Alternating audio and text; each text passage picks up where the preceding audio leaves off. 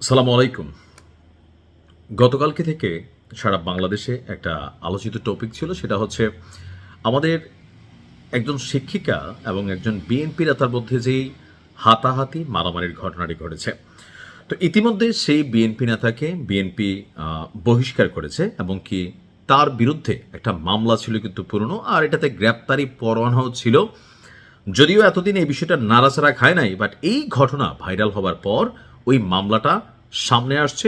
Police এই মুহূর্তে বিএনপির নেতাকে খুঁজছে। বিএনপি তাকে বহিষ্কার যেহেতু করে দিয়েছে, সো আইনিভাবে সে আর কোনো প্রোটেকশন পাবে না, এখন সে পলাতক। তো যেই শিক্ষিকা এই ঘটনার শিকার হলেন, বা আমরা যে ভিডিও ফুটেজ দেখলাম, ঘটনার সাক্ষী, সব কিছুর পরে একটা জিনিস প্রমাণিত যে এই বিএনপি নেতারা যখন সেখানে গেলেন, কথোপকথন হলো চাঁদা নিয়ে বা আরও বিভিন্ন বিষয় নিয়ে, প্রথম থাপ্পড়টা শিক্ষিকা কিন্তু দিয়ে বসছিলেন এই বিএনপি নেতাকে। তো এখন প্রশ্ন হচ্ছে, বিএনপি নেতা তো দৌড়ের উপর আছে, বাট একজন শিক্ষিকা হয়ে তিনিও যে একজন পুরুষের গায়ে হাত তুললেন, এটাও কিন্তু অপরাধ। এটা একজন শিক্ষকের কি বলা হয়, শ্লিষ্টতার বাহিরে। এখন এইটা নিয়ে এই শিক্ষিকার আবার কপাল পড়ছে। আজকে রাজশাহীর দাউকান্দি সরকারি কলেজের সেই নারী শিক্ষিকা বা প্রদর্শক যিনি আছেন, আলেয়া খাতুন হীরা, তাকে বরখাস্ত করা হয়েছে। তবে সাময়িক বরখাস্ত করা হয়েছে। এখন অধ্যক্ষের কার্যালয়ে বিএনপি নেতা বা বিএনপি কর্মী শাহাদাত আলীকে চর মারলেন কেন, এই চর মারার দায়ে তাকে সাময়িক বরখাস্ত করা হয়েছে। তো এই বিষয়টার দৃশ্যপট যদি আমরা দুইভাবে বিশ্লেষণ করি, বিএনপি নেতা যেমন চাঁদা চাইতে গিয়ে সেখানে অন্যায় করেছেন, আর এটার পানিশমেন্ট হিসাবে তিনি থাপ্পড়টাও কিন্তু খাইছেন, এরপরে কিল গুতা এগুলোও খাইছেন। এখন এই যে থাপ্পড় খাওয়ার পরে তিনি আবার মারলেন, সেটার জন্য কিন্তু বিএনপি তাকে কোনো প্রশ্রয় দেয় নাই।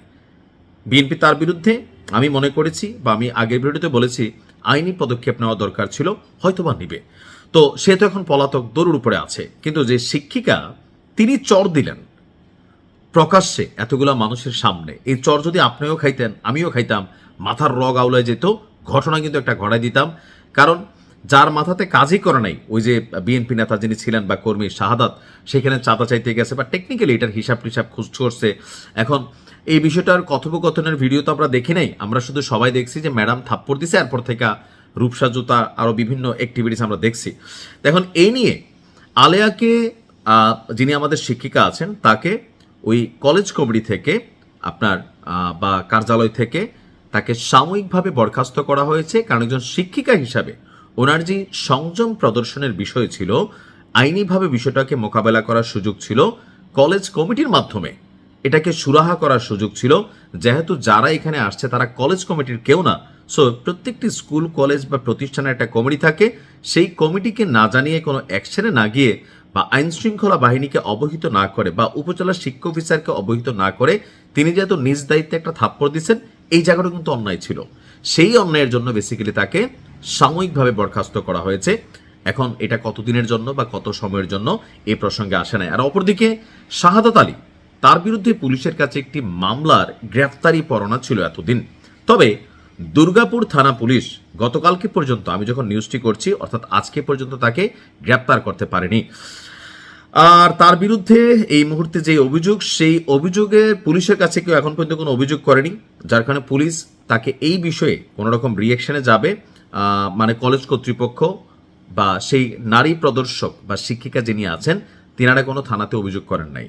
বাট ওই যে পুরোনো যে মামলার পরোয়ানা, যে গ্রেপ্তারি পরোয়ানা ছিল, এটার জন্য তাকে আসলে পুলিশ এই মুহূর্তে খুঁজছে। আর এই মুহূর্তে সে ধরাছোঁয়ার বাইরে বা ধরেন আপাতত পলাতক আছে।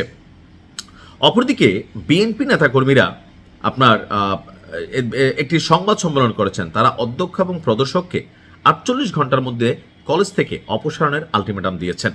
তো পরিস্থিতির পরিপ্রেক্ষিতে মাধ্যমিক এবং উচ্চশিক্ষা অধিদপ্তর রাজশাহী অঞ্চলের পরিচালক অধ্যাপক মোহাম্মদ আসাদুজ্জামান আজকে দুপুরে এই কলেজ পরিদর্শন করেছেন এবং সংশ্লিষ্ট সবাইকে শান্ত থাকার আহ্বান জানিয়েছেন। তো কলেজে যাওয়ার পর তিনি আবার, যে অধ্যক্ষ ছিল আব্দুর রাজ্জাক এবং শিক্ষিকা আলেয়া খাতুনকে পাননি। তারা বলছেন তারা এই মুহূর্তে অসুস্থ।